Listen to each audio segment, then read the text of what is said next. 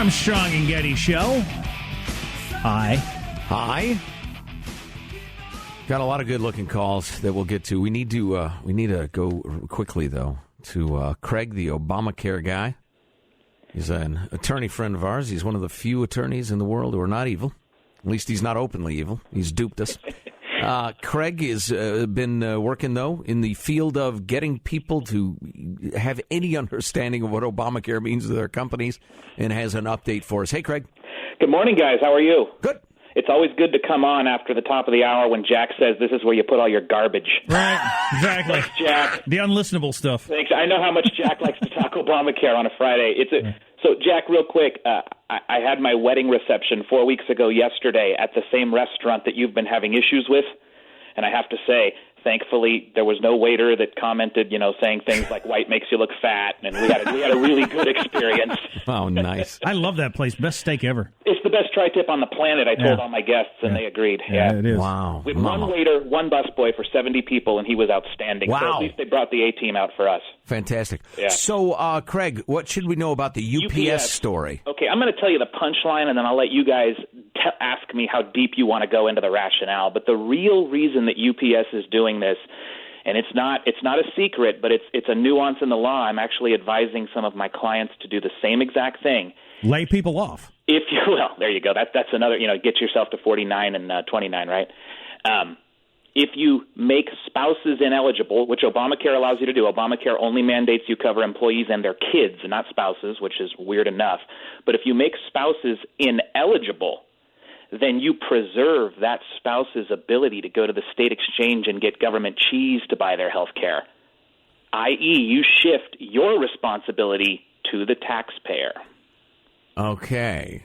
Yeah. But if it's an option, then they can't go to the government? Right. And the real sin in the detail is I, as an employer, have to offer affordable coverage to my employee, my single dad or my dad, if you will, but I don't have to offer, quote, affordable coverage, unquote, to his spouse. I can actually price the cost of adding the spouse as high as I want or as high as the premium will allow, i.e. pass on 100% of the cost. And just because I offered it, that immediately makes them ineligible for government subsidies. But if I simply, with a sleight of hand, say, well, look, it's so expensive, I'm just going to make them ineligible, they will get government cheese to buy their health care.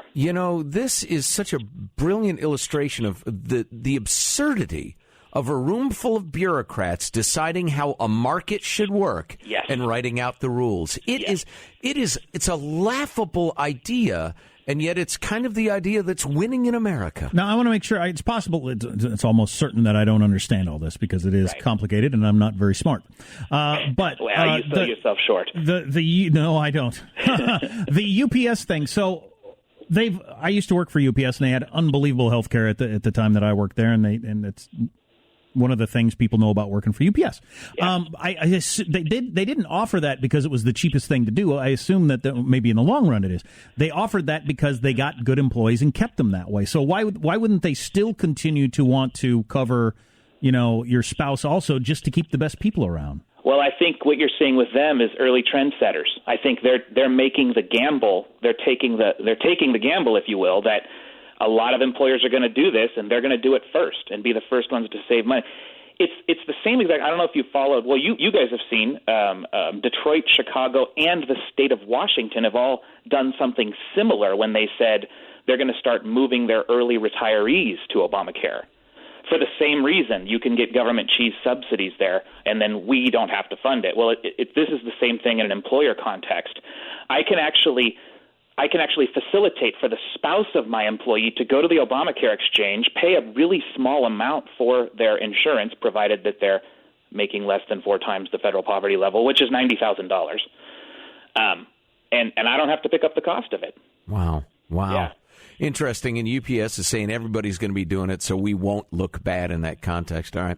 Now, if they're going to save the money before the others start saving the money. How many companies do you think will drop, just decide we're not going to have health insurance anymore? Because that's a race to the bottom too. If you make the decision that I think my big competitor is going to drop everybody, I'm going to drop everybody, and then so neither one of us offers insurance, so I don't lose any employees.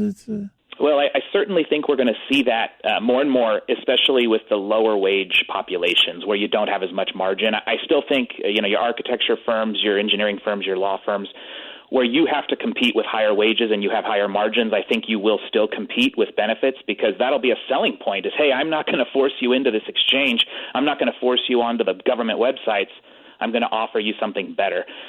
It'll take UPS is an early adapter, though. It'll take a year or 2 or 3 because people want to wait and see how bad the exchanges are before they start pushing people into them. Aren't they going to almost certainly be horrific? Yeah. I mean, it's just even if they tried hard for it not to be, it would be horrific just because everything the government does turns out crappy. Yeah, no, I don't have any hope that they're going to work well. I mean, other stuff that broke this week that wasn't as big is that they're insurance agents have to have various classes and so forth to be able to sell insurance, but for the exchange, they've got it down to 3 days. Hey, and the article that came out in Illinois was talking about how their number one priority is they're looking for people who are community organizers and people who have got a lot of experience in getting out the vote. Those are the people they're hiring to explain your insurance to you, giving them 3 days of training and saying, explain ObamaCare to these people. Wow. So, yeah, Jack, it's going to be a nightmare. Wow. Yeah, that sounds like the benefits advisors that one of the companies we work for sent out year and a half ago, whenever it was, and they told everybody the wrong stuff. And everybody had a paperwork nightmare trying to sort out what the official advisors had told us. And, when you get insurance, once you sign up, you're usually stuck until the next year. All right, Craig, thanks very much for the Obamacare update. We'll stay in touch. You're welcome, guys. Thank you. All right, have a good weekend, Bubba. God dang it. I worry about this. Either me being too stupid to follow the instructions or the instructions being given to me poorly. Yeah. Or not at all, and then ended up with some sort of nightmare. I mean, when you get, especially with little kids, you got to have good health care. Right. Well, and picture this.